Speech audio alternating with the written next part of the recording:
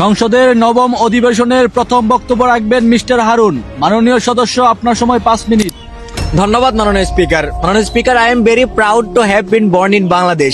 সবুজে মোরা বাংলার বুকে নদীর মধুর সুর, ইতিহাসের পাতায় জ্বলে বীরত্ব গাথা অমর। রক্তে রাঙা স্বাধীনতার সে অমলিন গান, হৃদয়ে বাজে আজও তার অগণিত আহ্বান। শ্যামল মাঠ আর নীল আকাশ দ্বারা স্বপ্ন আঁকে দেশ বাংলাদেশ, আমার গর্ব, তার ভালোবাসার নিঃশেষ। কিন্তু অত্যন্ত দুঃখের সাথে বলতে হয়, কবির সেই কাল্পনিক কবিতার বাংলাদেশ আজ ধ্বংসের শেষ প্রান্তে। মাননীয় স্পিকার, আজ আমি গত 1 মাসে দেশে ঘটে যাওয়া কিছু উদ্বেগ ও লজ্জাজনক ঘটনার চিত্র তুলে ধরতে চাই।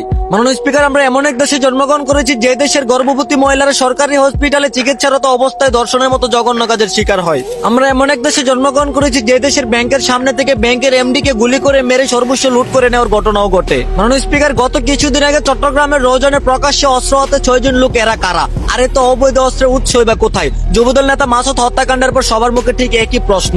অস্ত্রের জঞ্জনিতে রৌজান যেন এক আতঙ্কের শহর হয়ে পড়েছে।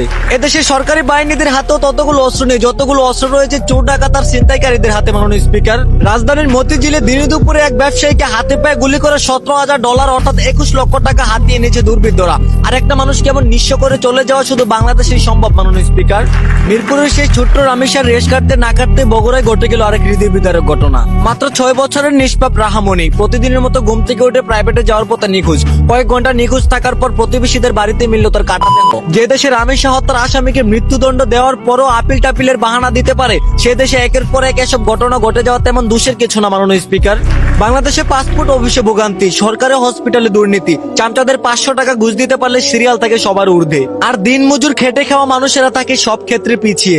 এসব দুর্নীতি সাধারণ মানুষের মনোবল নষ্ট করার কারণে দেশের প্রতি সবাই ঘৃণাকৃত ভাবে তাকাচ্ছে। মাননীয় স্পিকার, যে দেশের সরকারি কাজে বেশিরভাগই দুর্নীতি চলে, যে